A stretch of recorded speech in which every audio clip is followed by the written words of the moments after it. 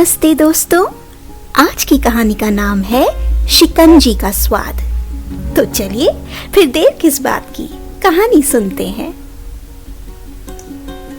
एक professor class ले रहे थे।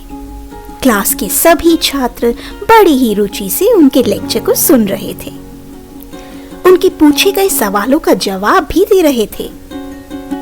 लेकिन उन छात्रों के बीच कक्षा में एक ऐसा छात्र भी था जो चुपचाप और गुमसुम बैठा हुआ था। प्रोफेसर ने पहले ही दिन उस छात्र पर गौर किया था, पर कुछ नहीं बोले। लेकिन जब 4-5 दिन तक ऐसा ही चलता रहा, तो उन्होंने उस छात्र को क्लास के बाद अपने कक्ष में बुलवाया और पूछा, तुम हर समय उदास रहते हो, क्लास में अकेले और चुपचाप भी बैठे रहते हो, लेक्चर पर भी ध्यान नहीं देते। क्या बात है? कुछ परेशानी है क्या? सर, वो छात्र कुछ हिचकिचाते हुए बोला, मेरे अतीत में कुछ ऐसा हुआ है जिसकी वजह से मैं परेशान रहता हूँ सर। समझ नहीं आता क्या करूं। प्रोफेसर भले व्यक्ति थे। उन्होंने उस छात्र को शाम को अपने घर बुलवाया। शाम को जब छात्र प्रोफेसर के घर पहुंचा, तो प्रोफेसर ने उसे अंदर बुलाकर बिठाया। फिर स्वयं किचन में जाकर शिकंजी बनाने लगे। उन्होंने जानबूझकर शिकंजी में ज्यादा नमक डाल दिया।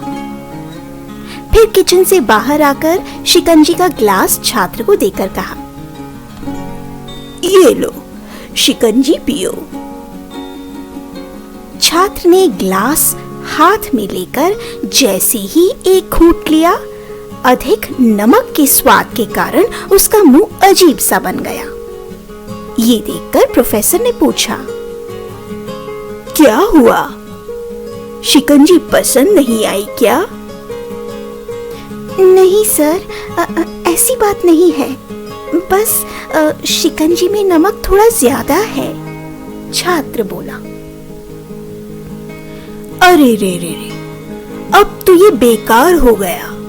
लाओ, गिलास मुझे दो, मैं इसे फेंक देता हूँ। छात्र ने प्रोफेसर को गिलास दे दिया। लेकिन अचानक छात्र ने मना करते हुए कहा, नहीं सर, बस नमक ही तो ज्यादा है, थोड़ी चीनी और मिलाएंगे तो शायद स्वाद ठीक हो जाएगा। ये बात सुनकर प्रोफेसर गंभीर हो गए और वे बोले, सही कहा तुमने, अब इसे समझ भी जाओ। ये शिकंजी तुम्हारी जिंदगी है।